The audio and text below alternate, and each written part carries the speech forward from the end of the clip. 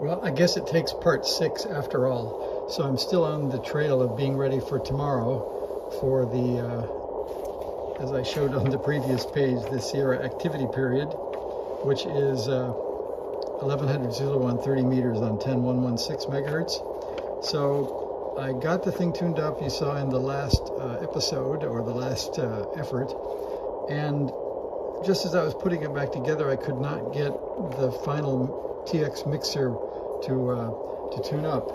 And the important thing about that is that you're doing this mixing with 4.9 megahertz, and 10.1 megahertz needs to come out of here. And suddenly something around 18 megahertz was coming out, and I couldn't get it to tune. So just before I got the case put back together, it was broken again. And so what I found was that on the other module, from all the squeezing and pushing together I was doing to get this inductor right, apparently either I broke it or it was a weak solder joint on the other module. So if I open this up, I guess you can take a look. You can see I have a temporary repair here, and you can see it sticking out in the weeds right here. So it's hanging loose. It should be right here on the board, but I was doing a little testing first. So I rewound that with new wire to get rid of all that glue and stuff that was on there and soldered it in. And now you can actually see that it tunes up, and the capacitors are in a half-meshed sort of fashion, so that when I get 10.1 megahertz, it peaks and it's stable. It doesn't matter if I push on the caps or anything like that. If you want, I can grab the probe and we can look at it. We'll flip it over to the dummy load. And there's a convenient ground right in the back of Sierra's. And this is the output, so let me grab that. And we'll flip you over to the scope, and there it is. And if I move the paddle from the top, which is the paddle jack, to the bottom, which is the key jack, I can key that, and you can see the output there. So we are on the 5 volt per division scale, and that's exactly on the output of the radio right to the 50 ohm dummy load. And the tuner is in bypass to the dummy, not in tune mode, so there should be nothing getting in the way. And I'll show you the TX mixer. So let's see, I'll hold that up and show you a picture of it, I guess. So on the band module, we have the 2 receiver input and bandpass filter here. Then we have TX mixer bandpass. That's the one we need to 10.1 megahertz output. And then the premix here is another, we can peak that slightly. And then C70 actually sets the frequency. That's the one we did on the receive 0 beat to WWV yesterday. So if I key it now, and I'm gonna look at C36 first, which is one of the bandpass, the 10.1 megahertz bandpass filters. We will try a key, and I'll show you the nice smoothness of the tuning. Just a sec here. Okay, I'm on that cap and I tune it. And you can see that it looks pretty good. What? That was almost it. I don't want to stay down too long because that's actually, so I'll show you. So that's the peak, I guess, there.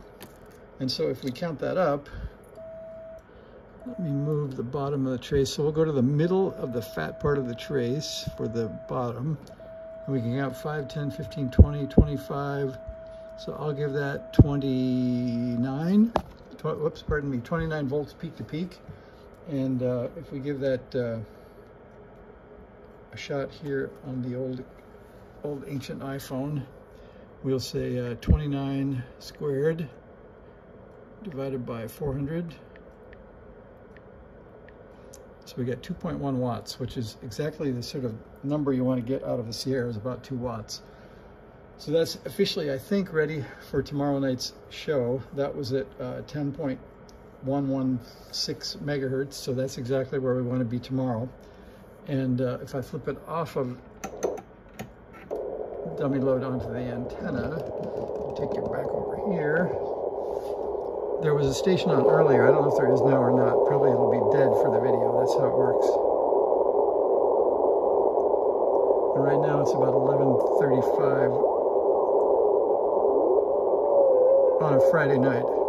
That sounds like an AM station, or maybe some digital mode. So I think we have a completely dead band. It was actually receiving quite nicely just a bit earlier. There were 2 or 3 stations on. And I did get on and call on the reverse beacon network. And so I do have one more thing to do. So if you look at this is tonight's work. So I called on 10.112 megahertz with the 2 watts on the Sierra. My dial said 10.109, or I should say 10.109.9, and it came back on the reverse beacon network from 2 stations at 10.111.2, and so that's the good news, is because we actually did get out into the world and somebody could hear us, and so I'll show you those.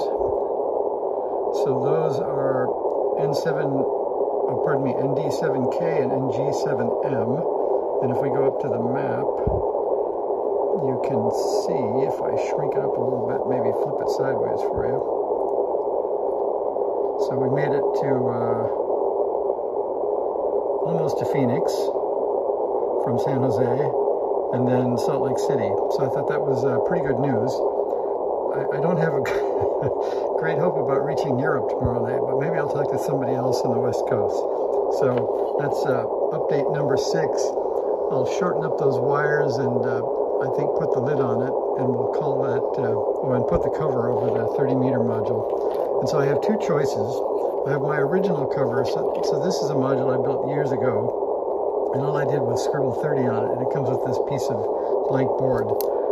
This is the cover that came on the real Sierra for Wilderness Sierra. So it's just a piece, I think, of PVC, and it has Velcro on it because it was meant to stick to the roof of your Sierra, so you can hold the other band modules.